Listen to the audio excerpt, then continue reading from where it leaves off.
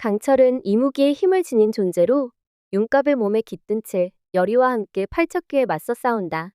팔척귀는 왕가의 원한을 품은 지독한 원한기로 그 힘은 상상을 초월한다. 하지만 강철은 열의의 부탁을 받아들여 몸주신이 되기로 결심하고 팔척귀를 물리치기 위한 여정을 시작한다. 이 전투는 물리적인 힘만으로는 결코 해결할 수 없는 정령과 악귀의 세계가 충돌하는 미지의 전장이다. 팔척귀는 단순한 귀신이 아니다.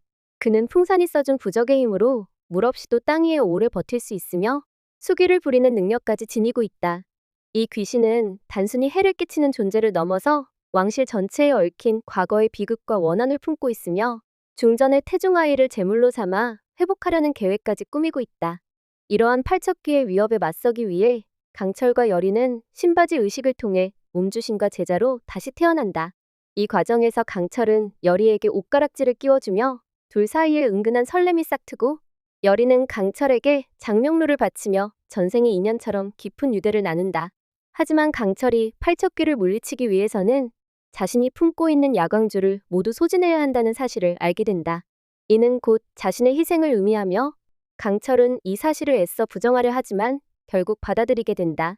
자신의 죽음이 곧 악귀의 소멸이라는 명제를 마주한 순간 그는 인간 세상에 남아 열의와의 시간을 더 갖기 위해 거짓말을 하면서도 열의의 곁을 떠나지 않는다. 결전의 날, 강철과 열의는 팔척귀를 서고로 유인하고 철망에 가두는 데 성공한다. 열의는 넙덕 할머니의 묵으로 만든 부적으로 팔척귀를 봉인하고 강철은 언얼도에 야광조의 힘을 실어 철망 너머 팔척귀를 찌른다. 하지만 팔척귀가 뿜어내는 엄청난 화기에 눌려 강철은 바닥으로 나동그라지고 야광주를 온전히 소진해야만 팔척귀를 없앨 수 있다는 가섭스님의 말이 머릿속을 맴돈다. 그럼에도 불구하고 그는 최후의 순간까지 열의를 위해 싸우는 것을 멈추지 않는다.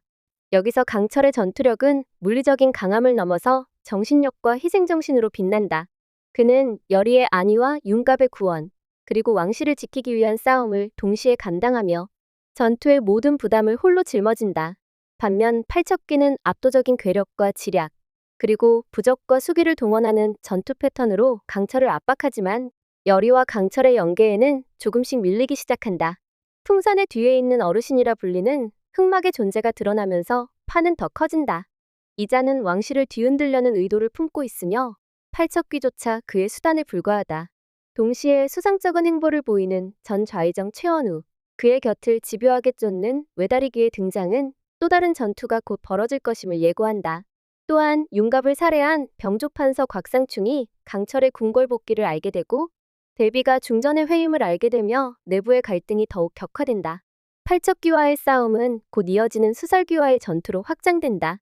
중전의 침소에서 발견된 해골과 부적, 열의를 물어뜯는 수살귀의 등장, 그리고 검은 물을 뒤집어 쓴 열의와 강철의 반응은 다음 전투가 단순한 귀신 퇴치 그 이상임을 암시한다.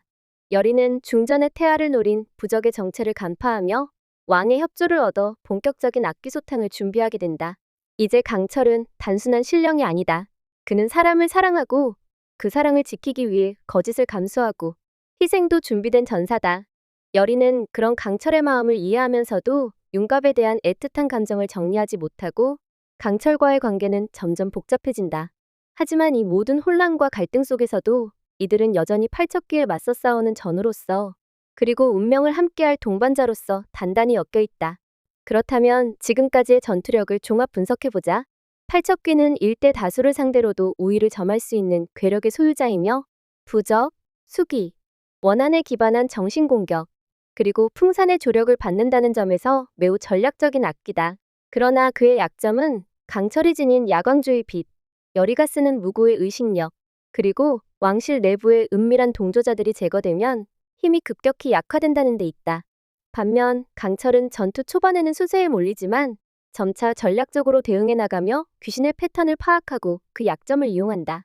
언얼도에 야광주를 실어 강타한 것, 열의와의 의식을 통해 결속력을 높인 것, 열의의 희생을 줄이기 위해 대신 싸우는 모습은 그의 내면의 강함을 더욱 부각시킨다. 그는 이무기임에도 불구하고 인간적인 감정을 지닌 존재이며 그 감정이야말로 전투에서 그를 더욱 강하게 만든다. 결국 팔척귀와의 전투는 단순히 물리적인 힘의 싸움이 아니라 의지와 신념, 그리고 누가 더 깊이 사람을 지키고자 하는가에 달려있다. 강철은 단지 귀신을 퇴치하는 존재가 아니라 열의와 윤곽, 왕실, 그리고 이 세계의 질서를 지키는 수호자다. 그가 마지막까지 열의 곁을 지키며 보여줄 전투력과 희생정신은 단순한 승부 이상의 감동으로 이어질 것이다. 다음 에피소드에서 우리는 강철이 야광조의 마지막 힘을 사용할지, 열의의 생명을 지키기 위해 스스로를 내던질지, 혹은 전혀 예상치 못한 또 다른 존재가 등장해 판을 흔들지 모른다. 분명한 건 이 싸움의 결말은 단순한 승패를 넘어서 우리에게 또 다른 질문을 던질 것이다. 누가 진정한 영웅인가? 그리고 진짜 괴물은 누구인가?